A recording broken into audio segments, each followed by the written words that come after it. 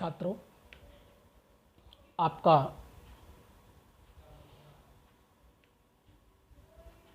Online शिक्षण में स्वागत है। ये वीडियो नंबर 12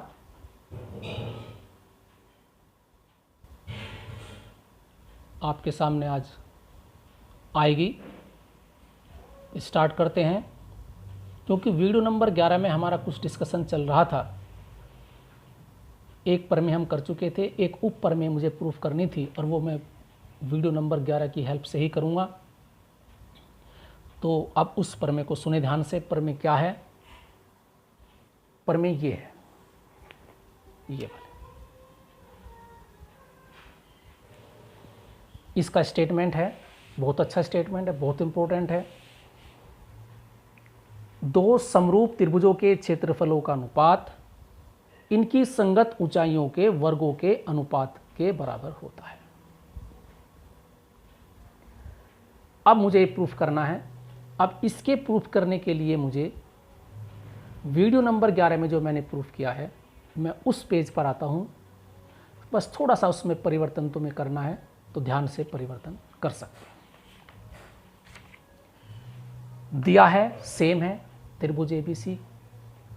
सिद्ध क्या करना है यहाँ? सिद्ध की, क्योंकि यहाँ जो ऊंचाइयाँ हैं वे एडी और पीएन, जो हमें यहाँ सिद्ध करना है, त्रिभुज एबीसी का क्षेत्रफल बटे त्रिभुज पीक्यू क्षेत्रफल बराबर एडी बटे पीएन का वर्ग आएगा।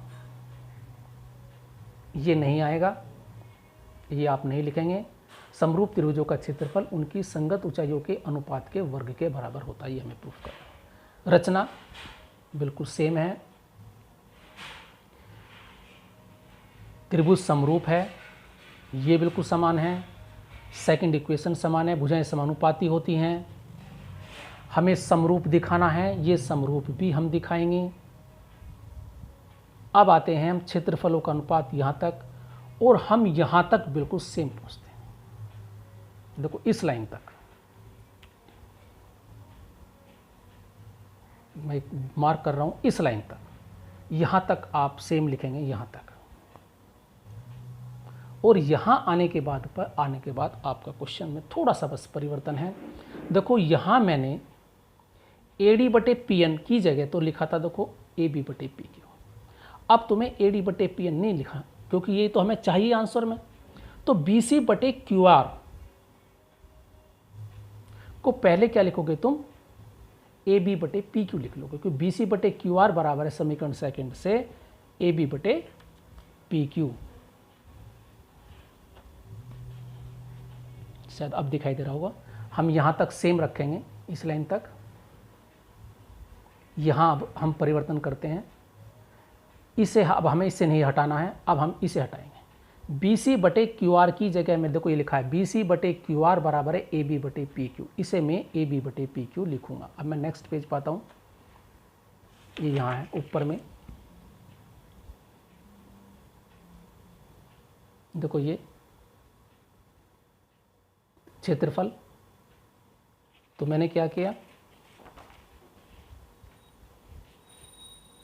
इसे बी सी बटे क्यू आर को क्या लिख लिया मैंने? ए बी बटे पी क्यू। और ए बी बटे पी क्यू किसके बराबर है? ए डी बटे पी एन। ये भी ए डी बटे पी एन हो जाएगा और ये वर्ग बन जाएगा। तो मैंने इस टाइप से किया हुआ है। ऊपर में है, हम जानते हैं समरूप त्रिभुजों के क्षेत्रफल उनकी संगत भुजाओं के अनुपात के वर्ग के बराबर होते हैं। ये हम प्रूफ किया, ऊपर मैंने यहाँ तक लिख दिया। और जबकि ए बी बटे पी क्यू को मैं सिद्ध कर चुका है, ए बी बटे पी क्यू बराबर होता है ए डी बटे पी एन। किससे? देखो इससे, समीकरण नंबर 3 से। तो तुम डायरेक्ट लिख सकते हो कि हम जानते हैं समरूप त्रिभुजों के क्षेत्रफलों के अनुपात, याद कर लें क्षेत्र से, समरूप त्रिभुजों के क्षेत्रफलों के अनुपात उनकी संगत भुजाओं के अनुपात के वर्ग के बराबर होता है।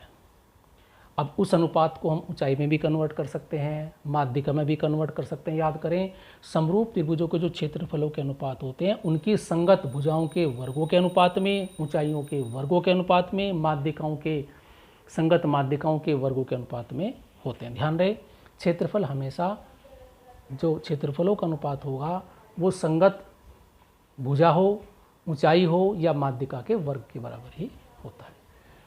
तो ये हमारी एक प्रमेय थी। अब हमारी स्टार्ट होती है एक्सरसाइज 6.4। मैंने एक 6.4 का एक छोटा सा क्वेश्चन लिया हुआ है। क्या है? माना त्रिभुज ABC समरूप है त्रिभुज DEF और क्षेत्रफल क्रमशः 64 सेंटीमीटर स्क्वायर और 121 सेंटीमीटर स्क्वायर। यदि EF है हमारे पास 15.4 सेंटीमीटर है तो BC का मान ज्ञात कीजिए। BC का मान हमें ज्ञात करना है। तो देखो हमें क्षेत्रफल दिए हुए हैं दो त्रिभुजों के, समरूप त्रिभुज है। सबसे पहली बात तो त्रिभुज समरूप है और समरूप त्रिभुजों के क्षेत्रफल उनकी संगत भुजाओं के अनुपात के वर्ग के बराबर हो।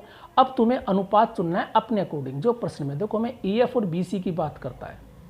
देखो हमें दिया है त्रिभुज ABC समरूप त्रिभुज DF। अब यहाँ AB बटे DA नहीं लिखने के हमें क्या दिया है BC, तो BC लिख लेंगे और EF लिखेंगे। तो BC बटे EF। ध्यान रहे जो क्षेत्रफल ABC है तो उसी की भुजा BC और बटे EF का वर्ग लिख दिया। अब हमें क्षेत्रफल का मान पता है 64, इस दूसरे का 121 है तो यहाँ हमने 64 रख दिया, यहाँ 121 रख दिया। BC हमें ज्ञात करनी है और हमें EF का मान दिया है 15.4 सेंटीमीटर। हमने दोनों पक्षों का वर्गमूल कर दिया। वर्गमूल करने से 64 का वर्गमूल 8 आ जाएगा, 121 का वर्गमूल 11 होता है और वर्ग से वर्गमूल समाप्त हो जाता है, इनका वर्ग खत्म हो जाएगा। तो BC ये क्रॉस मल्टीप्लाई कर दी तो BC equal to 8 multiplied 15.4 upon 11 cross में, और ये कैंसिल होकर आता है BC इक्वल टू 11 कितना आता है 11.2। ये हमारा आंसर है। तो ये हमारे पास ये थी नंबर 12। इसे मैंने एक छोटा सा क्वेश्चन दिया है।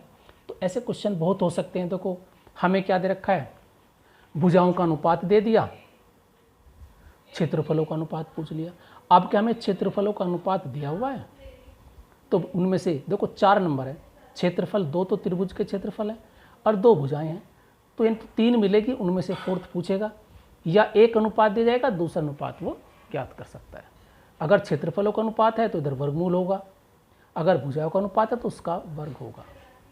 अगर हम कहीं भुजाओं का अनुपात 2:3 है, अगर 2 समरूप त्रिभुजों की संगत भुजाओं का अनुपात 2/3 है, क्या 2/3 है, तो क्षेत्रफल का अनुपात क्या हो जाएगा 2/3 का वर्ग, तो 4/9, तो 4:9 उसका अनुपात हो जाएगा।